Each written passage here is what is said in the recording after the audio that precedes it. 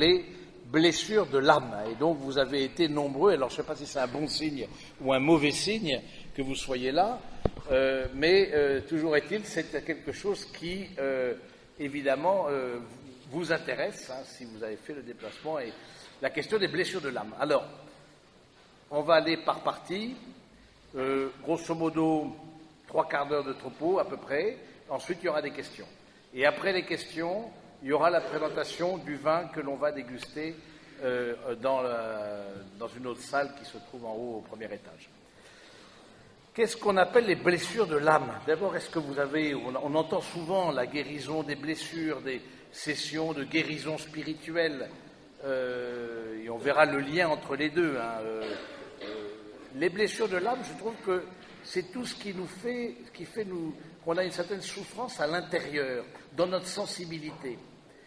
Et cette souffrance, elle peut venir bien souvent d'expérience et souvent de la famille elle-même. C'est la famille qui a été volontairement ou souvent involontairement a été cause de souffrance. Pour nous, je pense prendre un exemple, je rencontre un homme il n'y a pas très longtemps, une quarantaine d'années, et il est persuadé, alors que il me semble que ce n'est pas tout à fait la réalité, il est persuadé de n'avoir pas été aimé par sa mère. Parce que sa mère avait perdu un enfant étant jeune, lui était le deuxième, il dit de toute façon il n'y avait plus de place pour moi, et c'est clair que maman a fermé son cœur à ses autres enfants, donc voilà, donc ça a eu... Mais vous voyez, donc la blessure vient d'un fait réel ou d'un fait que l'on a interprété comme tel. C'est-à-dire on s'est fait des nœuds dans la tête, il nous semble que, en fait, cette souffrance-là vient de telle chose. En fait, c'est simplement la manière dont on a interprété les choses et dont on a vécu les choses. Mais ce à quoi on discerne la blessure, c'est que quand on touche un point, eh bien, il y a une souffrance à l'intérieur. Puis il y a un deuxième point, c'est qu'il y a une réaction suite à cette souffrance qui est disproportionnée. Et ça, je pense, c'est aussi une caractéristique de la blessure, c'est qu'il y a une disproportion entre le fait extérieur qui vient toucher ma blessure et la manière avec laquelle je réagis. Imaginons, il me semble que j'ai été victime d'abandon. Voilà, j'ai pas été, c'est souvent c'est dans l'enfance que se nichent les blessures, hein, et on sait très bien que le passé, on ne sait pas ce que le passé nous réserve comme surprise. Imaginons que, il me semble, voilà, que j'ai été victime d'abandon, ou supposé, réel ou imaginaire. Bon. Dans mon entreprise, je n'ai pas le poste auquel je pensais prétendre. Et voilà que je rentre dans une colère, mais qui est absolument disproportionnée par rapport au fait que ce poste-là, personne ne me l'avait promis, et que, évidemment, je n'étais pas le seul non plus à pouvoir l'occuper, etc. Vous voyez, de la blessure, il y a quelque chose qui fait qu'un événement, et c'est pour ça, comment on les reconnaît, comment on les traque d'une certaine manière, quand on appuie dessus, eh bien, je vois que j'ai une réaction qui est disproportionnée. Et quand vous voyez que vous avez une réaction qui est disproportionnée, dites-vous, mais qu'est-ce que ça cache derrière? Pourquoi je réagis de cette manière? Ça peut être la colère, ça peut être la peur. Pourquoi face à certaines personnes, face à certaines situations, je suis comme paralysé de peur? Pourquoi? Je veux dire, alors qu'objectivement, il n'y a rien qui pourrait motiver de façon objective la peur que j'ai en face, que je ressens. Hein. Avoir peur face à un tigre, c'est plutôt bien, parce que la peur, elle est bonne conseillère. Mais avoir peur face à toute forme de personne qui représente, par exemple, une autorité, il y a des gens qui ont beaucoup de mal avec l'autorité en général. Et donc, ils arrivent dans le monde professionnel s'ils n'ont pas fait un travail sur eux-mêmes et une certaine découverte d'eux-mêmes, ils arrivent dans le monde professionnel et ils voient l'autorité comme une menace. Mais pourquoi est-ce qu'ils voient l'autorité comme une menace? Parce que dans leur enfance, l'autorité qu'avait pu représenter leur père ou mère a été source de souffrance à leurs yeux. Oui, donc je crois que c'est intéressant de voir de chacun d'entre nous, certains sont plus préservés, d'autres, au contraire, ont eu des enfances ou des familles plus douloureuses, où on ne choisit pas la famille dans laquelle on est. En revanche, on choisit de ce qu'on va faire de la blessure qu'on a reçue. Et ça, c'est très important. Qu'est-ce que tu fais de ce qu'on t'a fait? Qu'est-ce que tu fais de ce qu'on t'a fait? Peut-être ce qu'on t'a fait, tu n'y étais pour rien, hein, l'abandon par exemple, voilà, les séparations des parents. Bon voilà, l'enfant, il y a des tas d'enfants qui se sentent responsables de la séparation de leurs parents. Ça c'est hyper connu, j'enfonce des portes ouvertes, mais, alors que c'est faux. Mais dans leur tête, c'est clair, c'est eux les coupables. Donc il y aura ce sentiment de culpabilité qui viendra dans leur cœur et qui ressurgira de façon excessive à l'occasion justement d'un rapport à l'autorité, alors que il n'y a pas à avoir de culpabilité. Mais qu'est-ce que je fais de ça? Qu'est-ce que je mets en place pour sortir de ça? Qu'est-ce que je mets en place pour ne pas reproduire? Ça, c'est capital, pour ne pas reproduire. On peut être blessé, ou plus ou moins selon j'allais dire, les uns et les autres, les histoires familiales des uns et des autres. On peut avoir. Mais qu'est-ce que j'ai fait, qu'est-ce que j'ai mis en place pour en sortir? Donc ça, je pense que c'est une première chose. La blessure, donc souffrance, une disproportion. Blessure de l'âme, mais qui peut venir aussi de la blessure du corps. Ce ne sera pas le sujet de ce soir, de voir comment le corps, évidemment, parce qu'il y a une unité entre corps et âme, comment notre corps, les blessures qu'on a pu recevoir dans notre corps, que ce soit maladie, handicap, violence physique, abus sexuels, etc., comment évidemment, à l'intérieur de notre âme, ça ne peut pas être sans conséquence. Mais bon, ce n'est pas le sujet là de ce soir, le rôle du corps, évidemment, est essentiel. La différence, on est toujours dans l'introduction, différence entre blessure et péché. C'est pas pareil. Et souvent, on se confesse de blessure alors qu'on devrait se confesser de péché. La blessure, elle est involontaire. C'est-à-dire, la réaction, la personne, je vous explique, comme je vous disais, face à un poste, elle pensait qu'elle réagit de façon complètement démesurée et elle part dans une colère incontrôlable, d'une certaine manière, elle n'a pas à s'en confesser. Parce que pourquoi? Quelle est une caractéristique du péché? C'est que c'est volontaire. Or, les conséquences des blessures, bien souvent, sont involontaires. Je sens une culpabilité parce que tout de suite, on dit, tiens, parce que je ne mets pas assez de distance, par exemple, entre mon travail et moi. Et on dit, tiens, c'est vrai que le marché n'est pas très bon, les résultats ne sont pas de l'entreprise. Et tout de suite, je me sens, moi, concerné au premier chef. C'est de ma faute, parce que j'ai cette culpabilité-là qui me vient de je ne sais pas où. Hein? Bon, la culpabilité, en tant que telle, voilà, c'est du ressenti, c'est de l'ordre de l'émotion. Mais qu'est-ce qu'on fait, nous, pour en sortir? Donc, je pense que c'est important, le péché, il est volontaire. Maintenant, il y a un lien entre les deux, entre blessure et péché.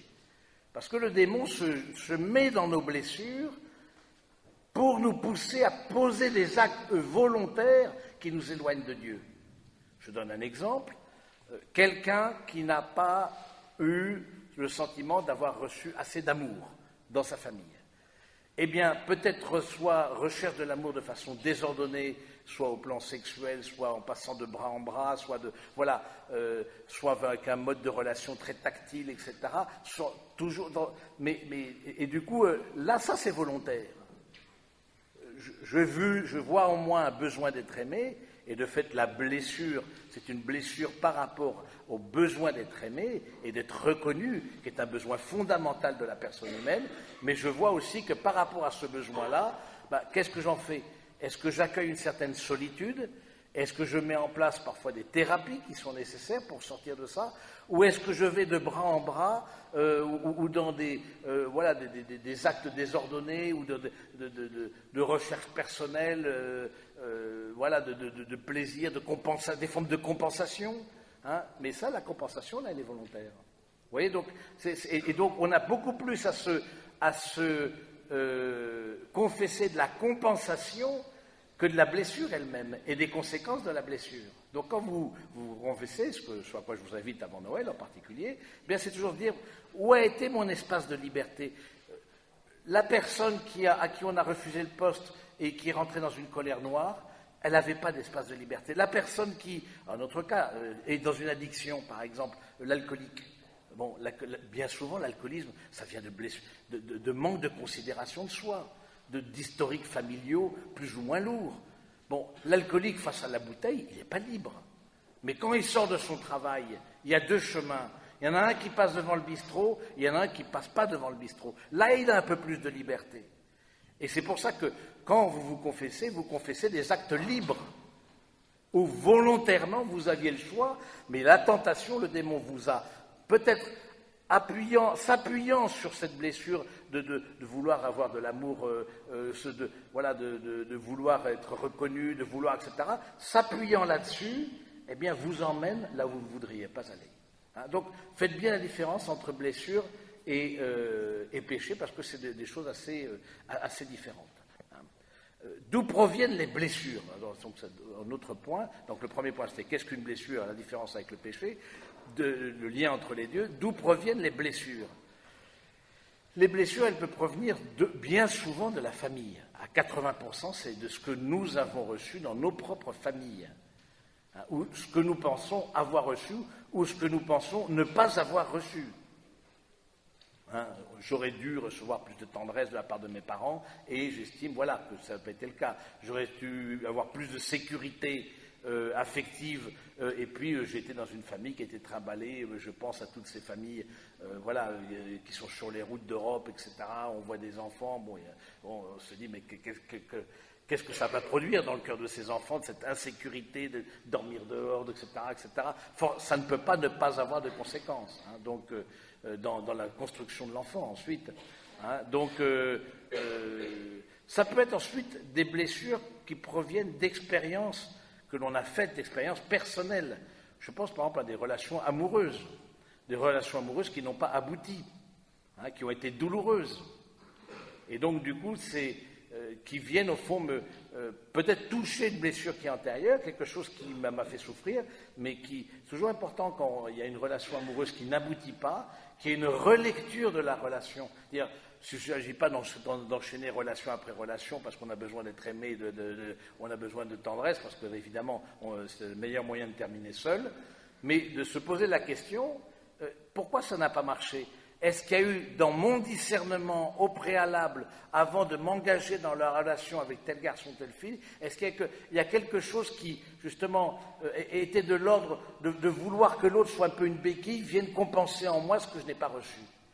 C'est très vite fait. Je veux dire, c'est parce qu'il faut savoir aussi vivre une certaine solitude. Moi, que je dis, je vous prépare beaucoup au mariage. C'est très important. Je pose la question aux fiancés, mais est-ce que vous savez vivre seul aussi? Quelqu'un qui se lancerait dans une relation amoureuse parce qu'il a peur d'être seul, eh bien évidemment, on voit bien que cette relation va être dévorante pour l'autre et ne va pas aboutir. Donc, d'avoir une relecture, donc la famille, les expériences personnelles, je pense que sont des événements, évidemment, ça peut être des deuils, par exemple. Je ne peux pas faire la liste, ça peut être évidemment tous les grands événements terribles de guerre,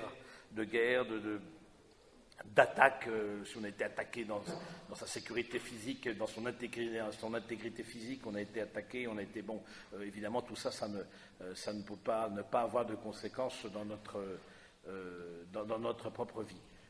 Mais une chose est l'événement qui a pu provoquer, mais j'y insiste, autre chose est la manière dont je le reçois cet événement.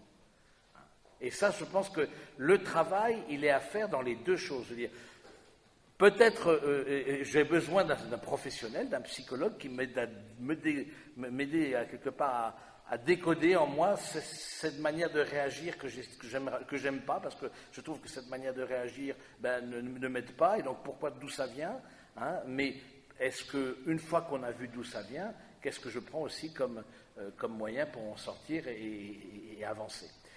Les conséquences, autre point, ça va jusque-là, c'est bon? Est-ce que vous m'entendez bien déjà? C'est bon? Dans le fond, vous m'entendez bien? C'est bon, c'est bien, parfait, alléluia. Donc, les conséquences de la blessure. Les conséquences, c'est toujours une difficulté dans la relation. Toujours. D'une manière ou d'une autre. Rend la relation plus difficile, plus douloureuse, plus compliquée, parce que on est sans cesse en train de se poser des questions, parce qu'on est sans cesse dans l'insécurité, ou parce que tout simplement j'ai déjà souffert, et ça c'est justement par rapport à une manière de se protéger. Eh bien je veux me protéger, je me blinde intérieurement, je fais tout comme une carapace autour de moi pour ne pas être atteint, au fond, pour ne pas souffrir. Et donc, la conséquence de la blessure, c'est la difficulté dans la relation, difficulté à gérer ça va avec, à gérer ses propres émotions. Hein, je vous renvoie au topo que j'ai pu donner au mois d'octobre, si je ne me trompe pas, sur comment gérer ses émotions. Hein, vous allez sur le site de SPSP, ça a été enregistré comme ce soir, c'est enregistré. Hein, alors, donc je n'y reviens pas, parce que bon, on ne peut pas refaire à chaque fois tout. Donc, du coup, une des conséquences, c'est et c'est même à ça qu'on la reconnaît, c'est que je me laisse me déborder, comme submergé par des émotions de colère, d'anxiété, de peur, d'exaltation, ça peut être aussi d'exaltation, ou de joie, alors qu'il n'y a pas de... Encore une fois, c'est en face ce qui provoque cette peur, cette exaltation, cette tristesse, etc. Il n'y a pas de commune mesure entre l'événement objectif qui se trouve en face de moi et ce qu'à l'intérieur de moi, ce qui se produit. C'est cette disproportion-là, je pense. Il me semble en tout cas, c'est ce à quoi on reconnaît qu'il y a un dysfonctionnement dans notre manière d'agir et de réagir. Hein. Donc, la blessure, donc, elle rend plus difficile la relation. Hein. Et vous savez, dans les préparations au mariage, à 80% de mon temps, qu'est-ce que je fais dans les préparations au mariage? J'essaye de voir avec le couple qui se prépare en quoi ce que chacun a pu vivre peut aujourd'hui rencontrer une difficulté dans leur relation de couple. Je veux dire qu'il n'y a pas de relation, il n'y a pas de difficulté de couple, il y a des difficultés de personnes qui sont en couple, ce qui n'est pas pareil. Ce serait Gertrude, ce serait Gaston, Maurice, ce serait exactement pareil, simplement parce que toi-même, l'autre fait un effet miroir qui fait que je découvre dans le contact avec l'autre quelque chose que je porte qui pourrait être ce contact et cette réaction exactement la même avec des personnes différentes. Hein, donc c'est toujours intéressant dans la préparation au mariage, en tout cas de décoder qu'est-ce qui vient de la difficulté à vivre ou se projeter dans une vie commune avec un tel, mais une difficulté objective. Quelle est la difficulté, au fond, qui vient de moi-même, de ma propre blessure, et difficulté que je connaîtrai, quelle que soit la personne que j'ai en face. Et ça, je pense que c'est parce qu'il y a des gens, justement, qui ils ne font pas la différence. Alors du coup, ils disent, ben non, t'es pas le bon, t'es pas la bonne. Et puis ils changent, ils voient que c'est la même chose. Puis, à un moment donné, il faut que ça s'arrête. Et peut-être, au fond, ce qu'il faut faire, c'est commencer un travail sur soi-même.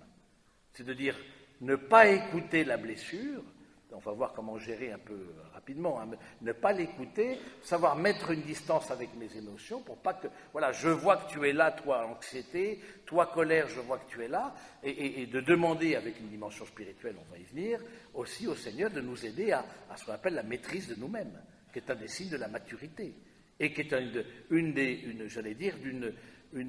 un aspect très important dans la relation amoureuse, hein, et dans la construction du couple. Donc je pense que c'est, voilà, quand on voit qu'on se laisse déborder, voilà, c'est de dire, ben voilà, pourquoi je réagis de cette manière. La blessure, autre point, donc dans les conséquences de la blessure, elle limite ma capacité de don. Elle limite quelque part ma capacité d'engagement.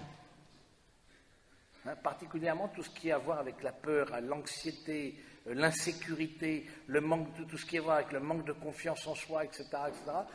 Ça, on voit des personnes, moi j'accompagne des couples, etc., il y a beaucoup de mal à passer à l'acte. Alors je dis, mais est-ce que c'est lié à quelque chose d'objectif je sais pas, vous êtes engueulé, non, mais... et du coup on voit des relations, là, pas plus tard que samedi, j'ai marié un couple, ça fait 10 ans qu'ils se connaissent. Et du coup, c'est vrai que ça, comme prêtre, c'était pas tellement mon schéma, mais bon, ils ont eu des hauts et des bas, ils ont fait des pauses, etc. Mais grosso modo, 7 ans ensemble, vraiment ensemble. Mais je trouve que quelque part, bon, peut-être il faut du temps aussi pour mûrir et pour découvrir en soi-même ce qui nous empêche de rentrer dans le don de nous-mêmes. Mais bien souvent, c'est ça, c'est des conséquences des blessures qui fait que j'ai une peur et qui fait que l'engagement, quel qu'il soit, engagement associatif, engagement professionnel, engagement affectif, l'engagement quel qu'il soit, ben, je reste comme bloqué. Il faut des personnes qui n'avancent pas, clairement qui n'avancent pas, parce qu'elles ont peur de souffrir encore, parce qu'elles ne prennent pas conscience aussi des charismes qu'elles peuvent porter, des talents qu'elles peuvent porter. Hein, et ça, je pense qu'aussi, il y a un autre regard, on va le voir un peu comment sortir de ça. Et donc, ça limite la blessure, ça limite un peu la fécondité de ma vie. Hein, présenter comme ça la limite. Si on ne fait rien, encore une fois, si on ne fait rien, parce qu'il y a aussi parfois un déni où, en plus de la blessure, il peut y avoir l'orgueil. L'orgueil qui fait qu'on ne reconnaît pas qu'on est blessé. Hein, de même que c'est très difficile à un alcoolique qu'il reconnaisse qu'il est alcoolique. Enfin, tout le monde sait ça. Non, mais, on a eu il n'y a pas très longtemps en communauté, on a accueilli une personne pendant plusieurs mois, etc. On le voyait clairement qu'il terminait les bouteilles, qu'il en planquait, qu'on était obligé de fermer les placards à alcool, etc. Ah non, moi je ne suis pas alcoolique. Oh, mais je termine un petit peu, là, toujours une. Voilà, il ne se rend pas compte. Et donc, jusqu'à temps. Une première manière d'en sortir, c'est se rendre compte, prendre conscience de ce que j'ai. Et parfois, l'orgueil est là et m'empêche justement, m'empêche une fécondité à ma vie parce que je ne prends pas les moyens d'un travail sur moi-même et les moyens d'une guérison. Parce que qui dit blessure, dit aussi guérison. Hein, que ce soit au plan physique, mais comme voilà, on s'est fait un bobo, on s'est entaillé la jambe, on s'est cassé, les blessures physiques. Mais ce qu'on apprend du corps, c'est que s'il y a des blessures dans le corps, dans la majorité des cas, il y a aussi une guérison possible. Hein. Donc, trois choses, les conséquences qu'on peut y avoir, donc difficulté dans la relation, difficulté dans la gestion de ses émotions, difficulté dans la capacité de don et donc dans l'engagement et la limite de la fécondité. Comment en sortir ? Ça vous intéresse. Comment en sortir? Parce que je pense que c'est ça, c'est la vraie question, c'est ça, comment en sortir? Premièrement, prendre conscience. Et c'est vrai que l'aide d'un professionnel, comme par exemple un psychologue, peut tout à fait être, à mon avis, bénéfique. Et c'est pas parce qu'on est fou, qu'on va voir le psychologue, qu'on est fou. Non, c'est juste que j'ai besoin d'une personne dont c'est le métier, de découvrir un peu, et peut-être de dénouer en moi des choses qui se sont nouées, mais à l'envers, si vous voulez, parce qu'on voit les enfants, parfois ils se font des nœuds dans la tête, etc., ils sont persuadés de ne pas être aimés, alors que leur frère ou leur sœur, au contraire, on dit que j'ai eu des parents formidables, et c'est la même fratrie, et ça, on le voit ça au quotidien. Donc, et c'est là où il y a l'humilité. Est-ce que je pense à un cas de personne là, que j'accompagne vers le mariage, je dis, voilà, une personne qui n'arrive pas à gérer sa colère. Bon, il se trouve, assez providentiellement, que je vais chez eux et je dîne chez eux, etc. Et j'aborde avec le garçon cette difficulté parce que je l'avais vu justement s'emporter de façon excessive. Et il me dit, en me désignant la porte, je voyais un papier une affiche sur la porte, etc., mais en fait, derrière la porte, il y a un grand trou. Le type, il avait tapé dans la porte, quoi. Il a explosé la porte, quoi. Mais il a pas. Elle me dit, après, ça m'a fait un bien. Ah, qu'est-ce que j'étais attendu. Alors après, oui, d'accord, mais quand tu auras explosé toutes les portes, c'est ta femme, c'est contre ta femme que tu vas. Bon, et je lui dis, ça, est-ce que tu comprends que ça, c'est problématique dans une vie? T'imagines tes enfants faisant ça? Qu'est-ce que ça peut provoquer voire de terreur en eux? Parfois, des colères comme ça provoque parfois une terreur. Les enfants qui sont apeurés. On voit les traumatismes liés à la guerre, etc., c'est encore plus horrible. Mais rien qu'à des actes comme ça, un enfant, c'est une éponge. De voir son père, parce qu'il n'arrive pas à gérer et donner un grand point dans la porte, et exploser la porte, parce que je ne sais pas quoi, son portable avait... Il n'a pas pu... Alors je lui dis, consulte... Il y a quelque chose en toi, et je le connais par ailleurs, je lui ai dit, plusieurs fois, j'ai vu que tu es monté sur tes grands chevaux, tu étais parti en live, alors qu'il n'y avait pas motif. Parce que par ailleurs, il est hypersensible. Mais une sensibilité qui n'est pas du tout équilibrée. Donc, là, c'est la dernière fois, la prochaine fois qu'on se reverra pour la préparation au mariage, je te pose, qu'est-ce que tu as posé comme acte? Est-ce que tu es allé voir quelqu'un? Vous voyez le fait d'aller voir quelqu'un, de demander de l'aide? Parce que la vraie question, c'est comment faire pour ne pas reproduire. C'est ça qu'on veut. Qu'est-ce que tu fais avec ce qu'on t'a fait? Comment faire pour ne pas reproduire? Quand est-ce que ça va s'arrêter? Parce qu'il se trouve aussi que son père, que je connais bien par ailleurs, est aussi violent, a eu des accès de violence. Alors, pas forcément sur lui, physique sur lui, non, mais il l'a vu dans des colères, il l'a vu dans un état second qui fait que, parce que lui-même aussi n'arrive pas à gérer ses émotions. Lui-même est une personne à vif, et du coup, voilà. Et je lui dis, mais, et ensuite, c'est ça que tu vas donner à tes enfants? Et ta femme, elle va en penser quoi? Et tu penses que tu supporteras ça, un homme comme ça, toute sa vie? C'est là où on a prise, vous voyez. Peut-être la colère, je n'ai pas prise. Quelque part, il n'a pas à se confesser, de donner un grand point et d'exploser la porte. Hein, ça fait marcher le commerce comme ça, par ailleurs, donc c'est tout à fait sympathique. Donc il n'a pas. En revanche, il doit très clairement se confesser, je n'ai pas pris les moyens d'en sortir. Et là, tu avais prise.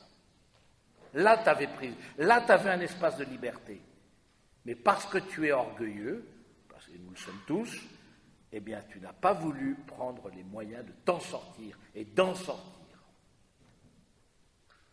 Et ça, je pense que là, on a aussi une responsabilité. Parce que la difficulté, c'est un deuxième point, une des difficultés de ne pas sortir de la blessure et de ses conséquences, c'est la victimisation. C'est probablement le déni. Non, je n'ai pas de problème. Mais non, c'est juste un petit coup de pied comme ça que j'ai donné. Et puis les portes de maintenant, ça vaut, c'est pas comme les portes d'avant, etc. Voilà. Et on justifie. Voilà. Bon. Pareil, un garçon, bon, c'était la même chose. Là, lui, c'était dans les murs. Il donnait des grands points dans les murs. Donc bon, comme les murs, c'est le placo plat, du coup, il avait explosé une bonne partie de son appartement. Mais par ailleurs, charmant. Mais vous voyez, c'est ça. C'est des gens charmants. Tu appuies sur un truc, waouh. Tu te retrouves avec un océan de violence en face de toi, alors que tu as juste appuyé sur la sonnette. Quoi. Mais tu as une mauvaise sonnette, c'est tout. Tu n'as pas appuyé au bon endroit. Et donc, c'est ça qui est important. Donc, la victimisation. Il y a des personnes qui prennent conscience qu'ils ont été victimes de quelque chose, peut-être à tort ou à raison, mais ils ne prennent pas les moyens, quelque part se repaissent de leur propre état de victime. Vous voyez? Et ça, c'est clairement quelque chose qui n'est pas bon. Et clairement quelque chose dans lequel vous avez prise. Nous avons prise.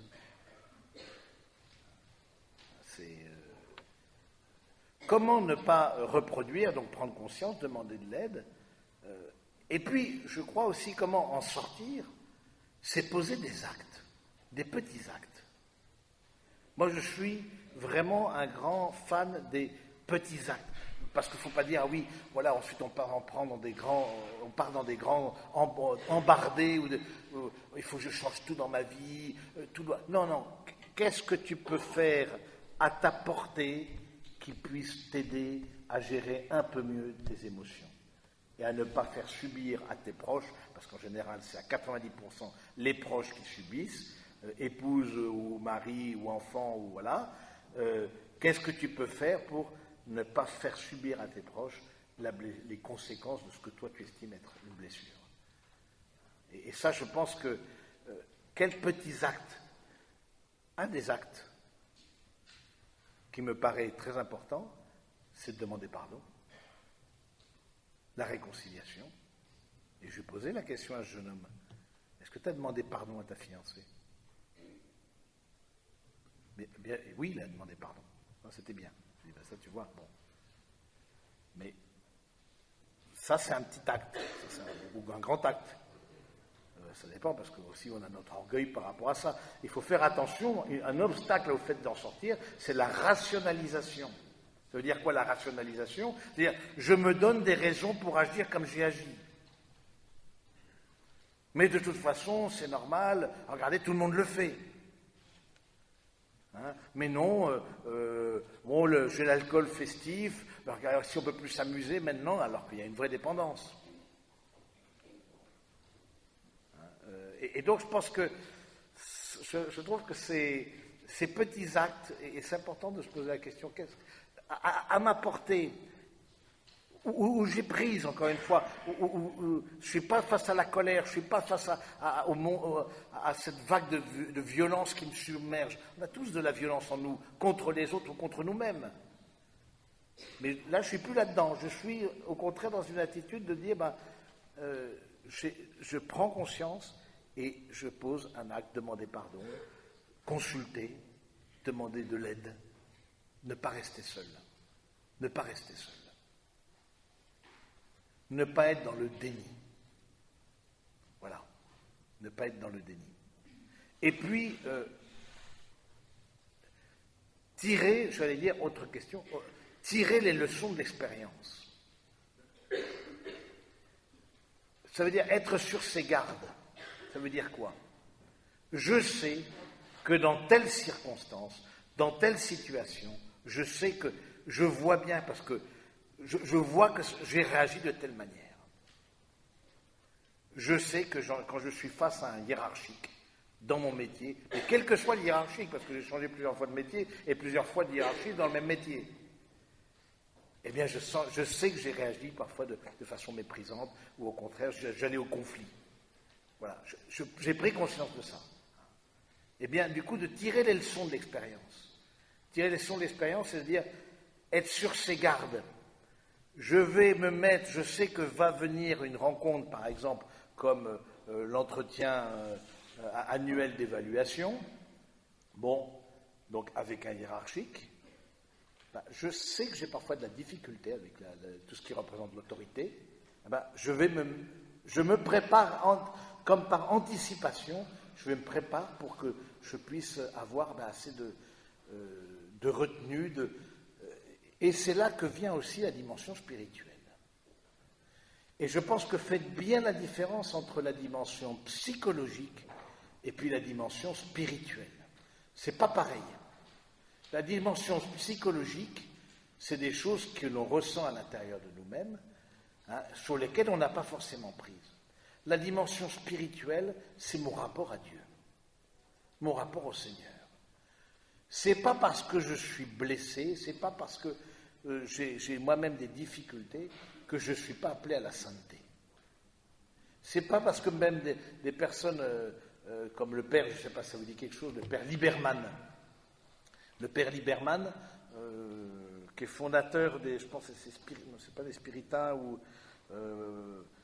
un ordre missionnaire au XIXe siècle. Père Liberman avait une maladie psychiatrique. Et au XIXe siècle, c'était un empêchement pour être ordonné prêtre que d'avoir une maladie psychiatrique. C'est pas psychiatrique, c'est... je ne me rappelle plus comment ça s'appelle. Moi, j'ai une autre maladie, c'est que j'oublie. Donc, voilà, quand il y a des convulsions, comment on rentre dans des convulsions... épilepsie, voilà. Épilepsie. Il était épileptique. Et du coup, il a mis beaucoup de temps à être ordonné prêtre. Parce qu'au XIXe siècle, il ne savait parfois pas faire de la quantité de séminaristes, ça a un petit peu changé depuis. Mais non seulement il a fondé un ordre missionnaire, mais en plus il a été, je pense, béatifié, si je ne me trompe pas, ou en voie de l'être. Il a fait de sa blessure un lieu de fécondité. Et ça, je pense que c'est ça la dimension spirituelle. Ne prétendons pas être impeccables, arriver à une maîtrise complète de nous-mêmes, être lisse de partout, on n'y arrivera pas. Parce qu'il y a des choses qu'on gardera jusqu'à notre tombe. Il y a des colères, il y a des découragements, il y a des peurs, il y a des anxiétés, il y a des recherches désordonnées de plaisir, il y a des etc. c'est des choses qui sont tellement profondément, et puis plus il y a la répétition des actes qui visent à compenser la blessure, plus cette répétition des actes vient la creuser, cette petite blessure, et vient l'enraciner dans mon humanité, qui fait que j'ai de moins en moins prise. En revanche, c'est pas parce que je suis blessé que je ne peux pas porter du fruit, et que je ne peux pas avoir une vraie relation avec le Seigneur. Nous croyons en un Dieu blessé. Car il me faut un Dieu, dit la petite Thérèse, qui prenne ma nature, qui devienne mon frère et qui puisse souffrir. Nous croyons en un Dieu blessé qui nous a sauvés. Et c'est Jésus qui ressuscite, non pas comme un Superman bodybuildé, etc., mais ta main dans mes plaies, dans mon côté, mets tes doigts dans les plaies des mains. Il ressuscite avec ses blessures. Et ça me paraît une source d'espérance considérable. Il y a des choses qu'on ne pourra peut-être pas changer dans notre vie. Qu'est-ce que je vous dis? Malgré le fait de consulter, malgré le fait de poser des actes, malgré le fait de... Il y a des choses comme les expériences d'abandon, des enfants qui ont été abandonnés, par exemple, ou qui ont eu le sentiment d'être abandonnés. C'est des choses tellement profondes dans l'âme qu'on peut travailler sur un certain nombre de choses, en tout cas des conséquences dans notre caractère, etc. Oui, on peut, mais c'est tellement profond. Mais en revanche, est-ce que je ne peux pas en faire ça une source de fécondité? Et ça, je pense que notre foi chrétienne nous aide beaucoup là-dessus. Parce que nous croyons en un Dieu blessé, mais nous croyons en un Dieu aussi qui vient, dans nos blessures, mettre le baume de son Saint-Esprit. Il vient guérir, il vient que cette blessure porte du fruit. Il vient que cette blessure porte du fruit. On voit comme ça des personnes c'est souvent le cas des personnes qui ont eu des très grands destins, mais qui ont commencé dans beaucoup de misère, dans beaucoup de misère morale ou de beaucoup de souffrance. Et je pense que de ce côté-là, comment s'appelle-t-il, là, celui qui a écrit Plus fort que la haine, là, Tim Guénard, merci d'être ma mémoire. Tim Guénard, vous voyez, il a eu un choix à faire. Un type qui était placé par le juge, il a été dans la délinquance, dans la dépendance de la drogue, dans la violence, etc., dans le banditisme, bon bref, tout ça parce que il ne s'en sortait pas. Il y a eu 2 grâces dans sa vie, la rencontre avec le Seigneur, la rencontre avec sa femme. Et puis aujourd'hui, c'est lui qui aide les autres. Et nous croyons que c'est possible. Ayez foi que dans votre vie, même si vous voyez qu'il y a des choses qui déraillent, mais ayez foi que dans votre vie, vous pouvez construire et bâtir et rayonner parce que le Seigneur lui-même, il est là présent et il vous donne de le faire. Non pas par vos propres forces, mais par la grâce de Dieu, qui ne viendra pas de façon magique résoudre nos difficultés. La foi, ce n'est pas la magie. La prière, ce n'est pas la magie. On a beau prier, mais mon Père, j'ai prié tant de fois pour obtenir la guérison, pour avoir une maîtrise de moi-même plus grande. J'ai prié tant de fois pour ceci, pour cela. Voilà, oui, il y a des choses qui resteront dans notre vie, comme dit saint Paul de façon mystérieuse. Le Seigneur a mis dans ma chair un aiguillon.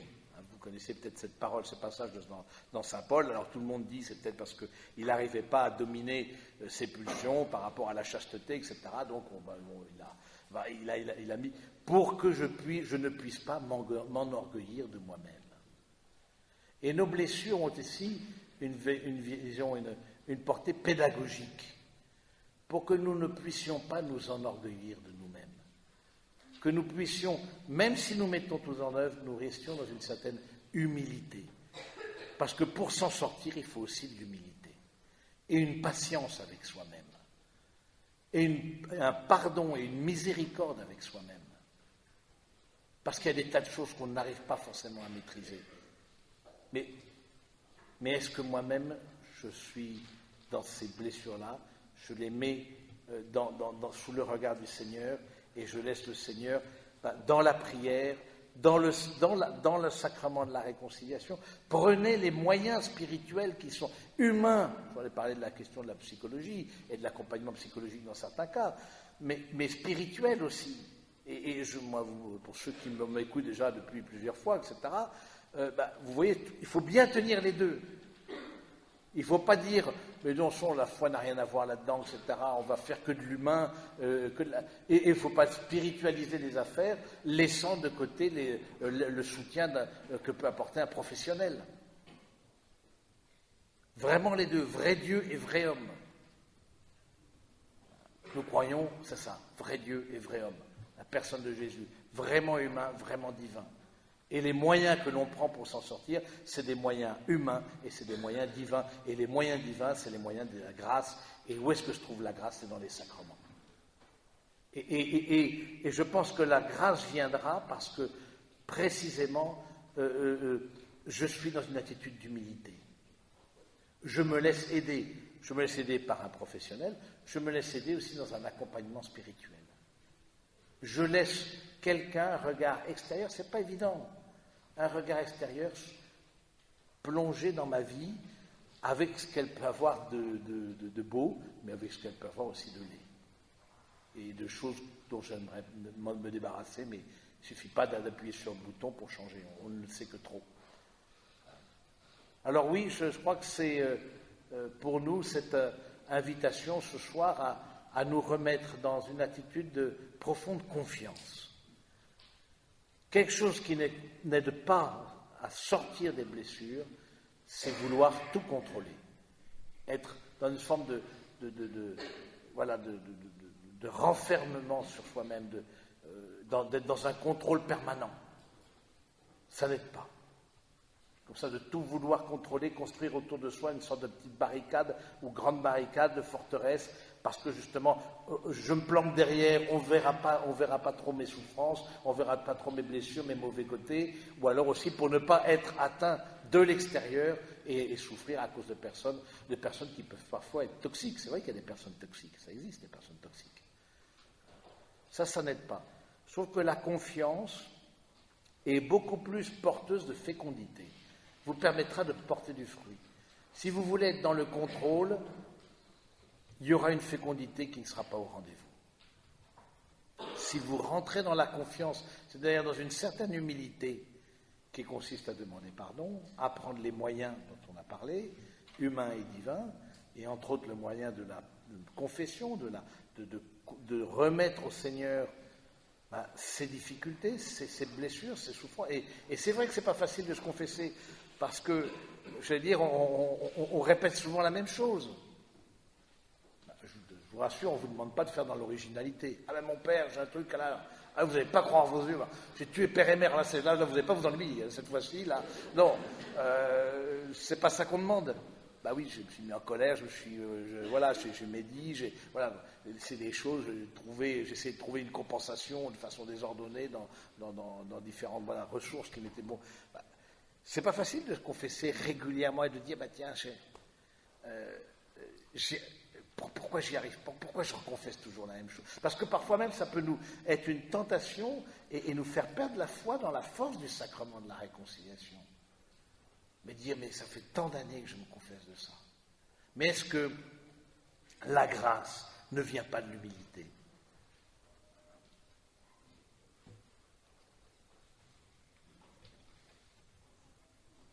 Voilà. C'est ce que dit saint Benoît. Saint Benoît, il dit, quand on va se confesser, on fracasse la tentation contre le Christ. Je viens présenter au Christ mon combat. Mes défaites.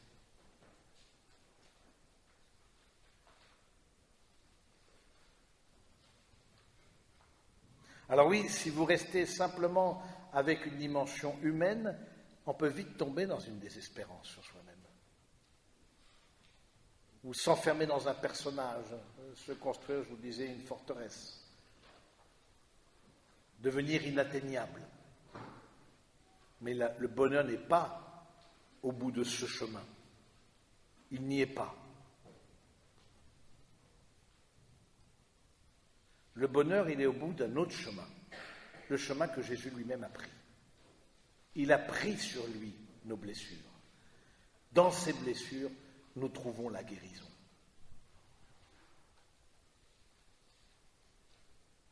Et nous sommes les seuls, les chrétiens, à croire en un Dieu blessé, qui est une source d'espérance considérable, considérable.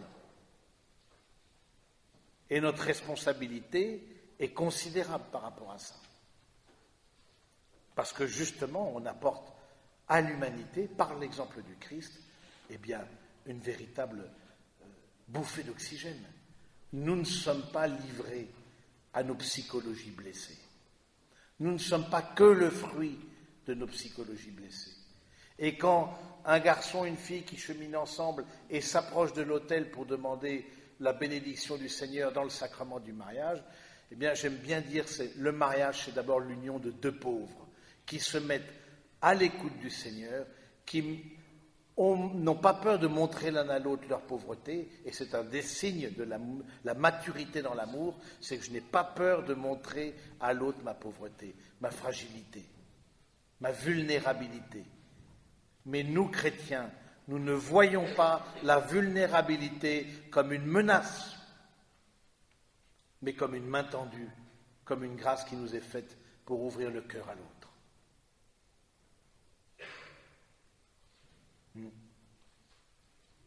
C'est très différent comme manière de vivre. Le disciple de Jésus, quand il contemple Jésus, blessé, eh bien, et qu'il voit cette force d'amour qui sort de sa personne, et il dit, par le baptême, j'ai reçu aussi cette capacité d'aimer dans mes blessures. Et donc, il y a des personnes qui ont des grandes fragilités, des histoires parfois lourdes au niveau familial. J'accompagne un couple, et elle, une fille super, elle a eu une famille extrêmement difficile, à tel point que des violences elle a été le souffre-douleur de son père, mais physiquement. À tel point qu'il a fallu une ordonnance du juge pour éloigner le papa et qu'il ne peut plus s'approcher, et qu'il est évident que si un jour elle se marie, le papa ne sera pas invité au mariage. Et on comprend pourquoi. Et elle me disait dans les larmes aux yeux, mais j'étais très touché, etc. Elle dit, je me rappelle d'une scène où ma petite sœur de 5 ans s'est interposée entre moi et mon père. Elle n'a jamais su pourquoi elle était souffre-douleur de son père. Elle n'a jamais su. Mais vous voyez, je trouve cette fille-là, elle a un rayonnement. Pourtant, elle en a bavé. Il y en a. Pourtant, une famille bien sous tout rapport, avec force particules et compagnie. Oui. Et puis habitant plutôt vers 78 que dans le 9-3. Donc, voilà. Donc, mais ça ne veut rien dire. Vous savez. Mais voilà, je trouve que ce qui est beau dans cette fille-là, c'est qu'elle en a fait part à son fiancé. C'est vrai que ça ne peut pas ne pas avoir, quand ça atteint une telle importance, ça ne peut pas ne pas avoir des conséquences. Elle me dit, mais lui, le fiancé, dit, mais qu'est-ce que ça aura comme conséquence dans notre couple? Est-ce que, comment est-ce que tu te projettes comme mère? Est-ce que tu sens que... Et du coup, elle a fait un vrai travail. Elle a vraiment fait un travail, et psychologique, d'aide, etc., de session aussi de guérison. Alors, vous entendez ça aussi, vous avez pu entendre parler des sessions qu'on appelle agapé. C'est des sessions qui permettent, pendant une semaine, on se remet sous le regard du Seigneur et on laisse le Seigneur venir guérir, ce qui n'empêche pas de prendre les moyens humains qui vont bien pour aussi avancer. Mais vous comprenez bien que je me mets à la place des personnes qui sont psychologues, et peut-être parmi vous, il y en a un certain nombre qui exercent ce métier.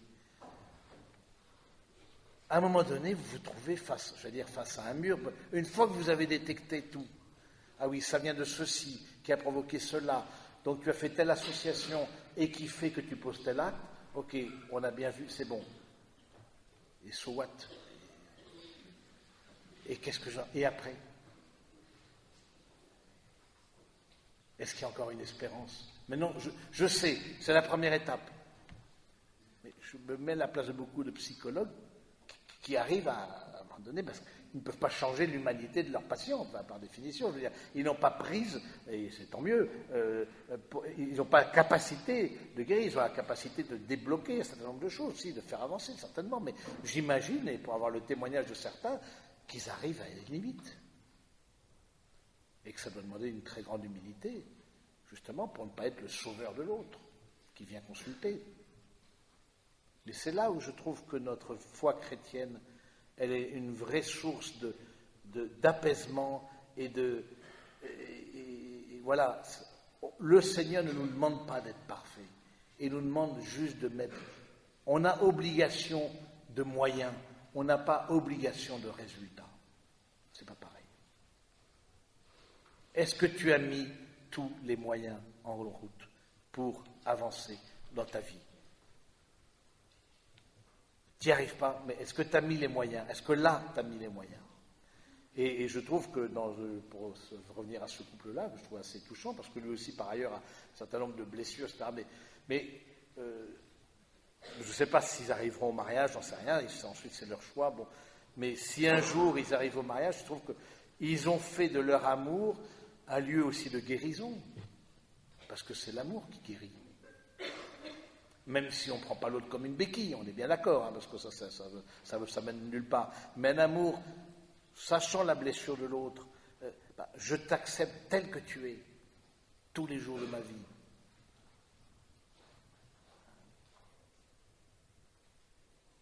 Dans la joie et dans les épreuves.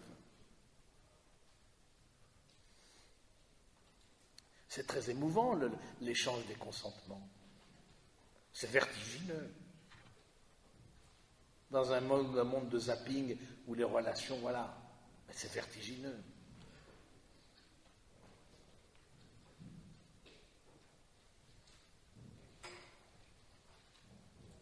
Nous sommes la religion de la disproportion. Ça veut dire quoi? Il n'y a pas de commune mesure entre ce à quoi ce que nous pouvons faire humainement et ce à quoi Dieu nous appelle. Dans mon humanité de prêtre, qui est une humanité blessée par différentes choses de ma vie. Et quand tu prends conscience de ce qu'est un prêtre, c'est le vertige c'est de la part du Seigneur. In persona Christi, dans la personne même du Christ, je te pardonne. C'est pas Jésus te pardonne, je te pardonne. Et quand je donne le pardon, c'est le Christ lui-même, par ma bouche, par mes mains, qui pardonne. Et pourtant, je suis blessé. Et pourtant, je fais des actes que je regrette, et pourtant, je me confesse et je demande pardon. Et peut-être certains actes, je leur demanderai pardon jusqu'à la fin de mes jours. Mais justement, cette disproportion dans ce que nous sommes et ce à quoi nous sommes appelés, cette disproportion-là, eh bien, il va falloir... vraiment, c'est le lieu vraiment de l'espérance.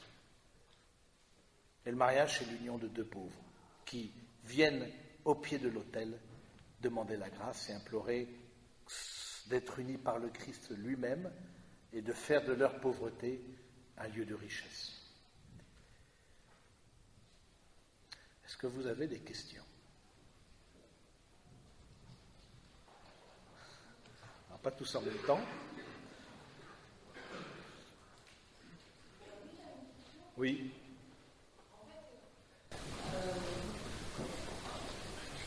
Comment on se rend compte que les ennemis, si on ne se rend pas forcément compte de nos faiblesses et de nos agissements qui peuvent faire que... Alors, dans ces cas-là, c'est bien de demander à ceux avec qui on vit.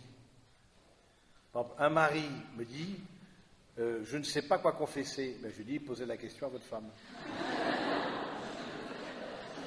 Et là, vous sortirez avec une liste. Préparez la rame de 500 pages, la ramette de papier de 500 pages, parce que là, il va y en avoir du lourd. Et il faut... Est-ce qu'il y a des choses... C'est vrai, il y a des choses dont on ne se rend pas compte. C'est vrai ce que tu dis. Il y a des choses dont on ne se rend pas compte. Voilà, quand je suis rentré en communauté, par exemple, la communauté religieuse, pour ça, c'est redoutable. C'est redoutable parce qu'on est persuadé que tous les autres ont reçu la même éducation et ont la même sensibilité et ont la même... Qu'est-ce que j'étais très affectif, j'étais peut-être trop sensible, trop affectif, etc. Mais et puis je voyais des frères parfois, justement, très soupolés, mais 2 minutes après, il n'y avait plus rien. Mais ça montait avec... Oula, puis, j'étais pas habitué à ça, ma famille. Ma famille, c'était pas de vagues. Hein, comme ça, on voit dans les films. Alors, il y a des familles où on crie, il y a des familles où on se tait. Donc, du coup, on dit rien. Et là, moi, ma famille, c'était. Voilà. Et du coup, j'ai appris à rentrer à. Du coup, j'étais dans une attitude de vouloir être le bon frère. Et j'en ai pris quoi. Et du coup, de ne pas rentrer en conflit. Et j'ai appris à rentrer en conflit dans la vie religieuse. Parce que cette attitude-là, elle n'était pas en place dans ma vie. Je veux dire, de vouloir quelque part plaire, d'être le gentil, d'être le. Voilà, de faire tout. Et en face, t'en as un, paf, t'envoies un truc, oh là, oula, tu te dis, ouf, paf, direct du gauche, là, bon. En parole, hein, je vous rassure, ça, on n'est pas encore passé aux actes, mais du coup, l'autre est un miroir. Et du coup, je me sens beaucoup mieux maintenant.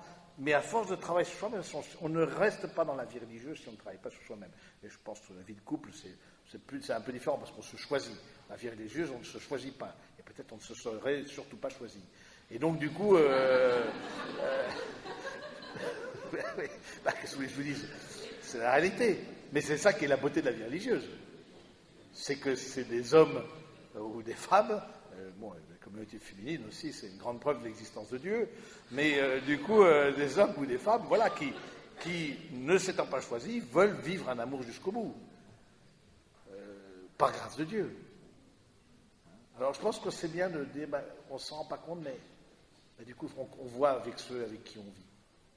D'autres questions? Oui, bien fort. Oui, je voudrais savoir si vous avez quelques indications à nous donner sur la manière d'évoquer sa blessure dans son entourage, ses amis, qu'on peut l'exprimer. Alors oui, l'exprimer, alors avec modération, c'est-à-dire que.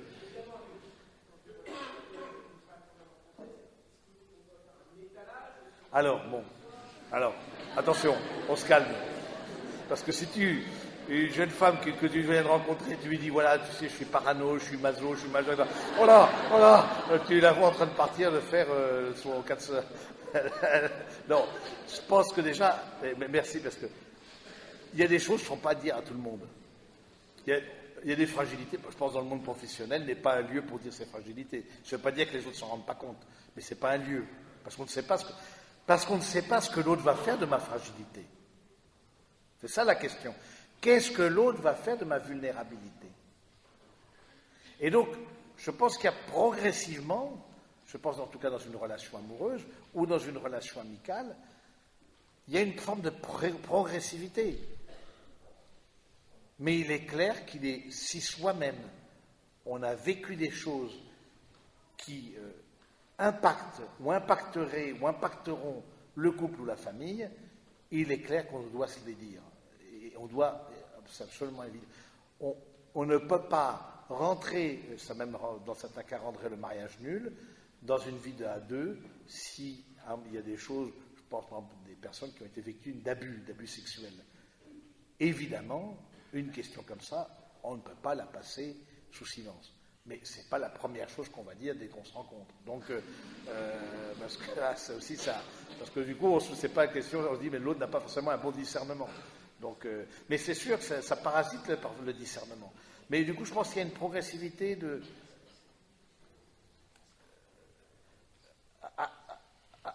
Avec chacun, on doit dire des choses différentes. C'est un peu logique. Enfin, c'est pas qu'on est différent, on est le même, mais c'est juste qu'on se livre de façon autre, que ce soit une personne avec qui on va construire un couple, on est déjà une démarche de préparation, ou un ami qu'on vient de rencontrer, ou un hiérarchique dans la vie professionnelle. Oui. Au niveau de dans un couple, il y a des choses, des blessures qui nous appartiennent à soi, à son propre. Est-ce que c'est vraiment publié ou est-ce que les blessures qui peuvent être liées et qui sont personnelles, dans un couple, tout ne doit pas être tout. C'est-à-dire, même si on ne le dit pas, ça finira par se savoir. Surtout dans la vie commune, parce qu'on ne peut pas se mentir dans la vie. Tôt ou tard, ça se finira par se savoir. Et puis je trouve que c'est quand même, pour le coup, le couple, c'est le lieu de la confiance.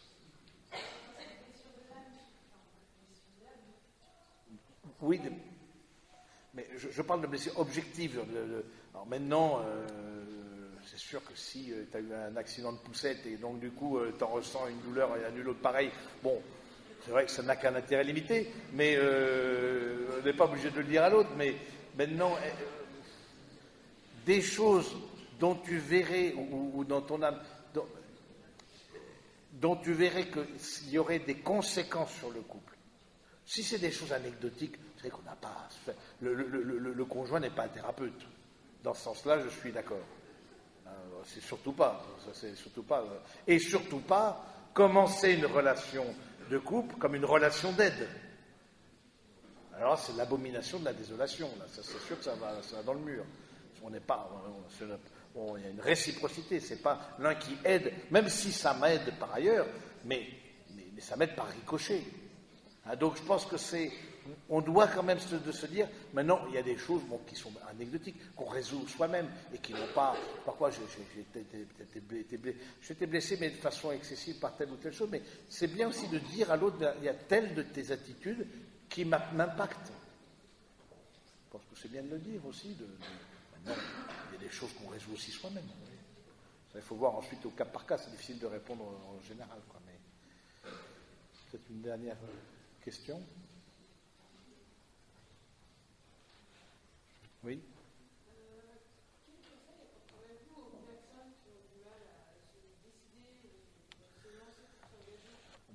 Quel conseil apporter aux personnes qui ont du mal à se décider, à se lancer pour s'engager?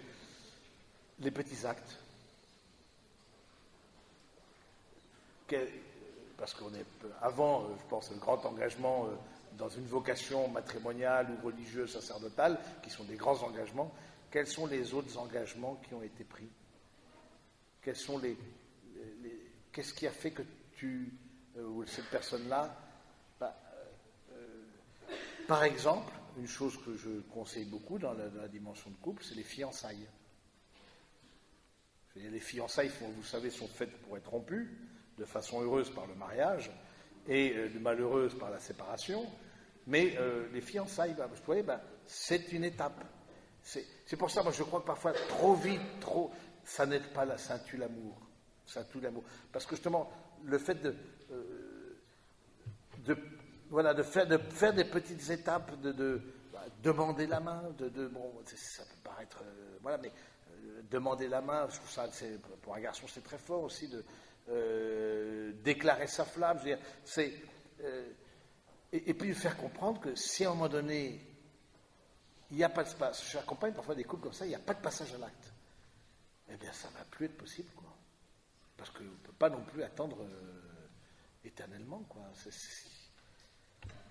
C'est souvent les garçons qui sont moins pressés en général, que les demoiselles, mais est-ce que, c'est de dire, si tu tiens à moi, à un moment donné, même si tu cherches à mettre toujours des obstacles entre nous, maintenant, s'il n'y a rien d'objectif, si ce n'est ta blessure, elle peut être un lieu de communion. Donc je pense que c'est là où on a une responsabilité, vous voyez, c'est là où on a une responsabilité, c'est là où quand même on a un espace de liberté. Il y a des choses sur lesquelles on peut avancer, sur lesquelles on peut s'engager.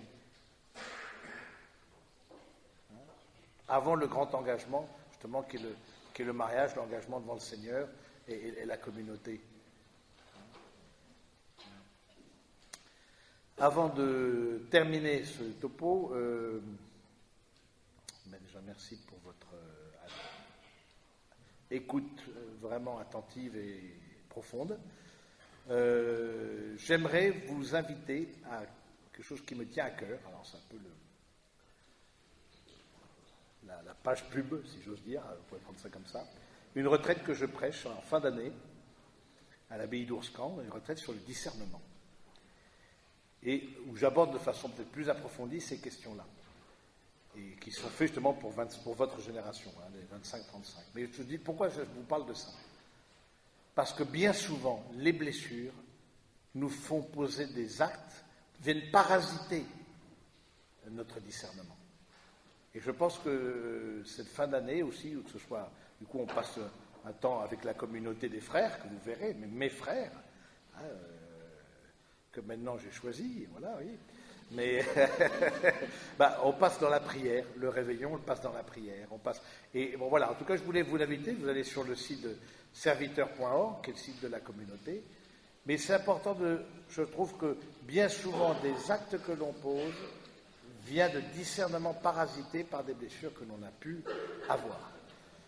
Un grand merci pour votre attention.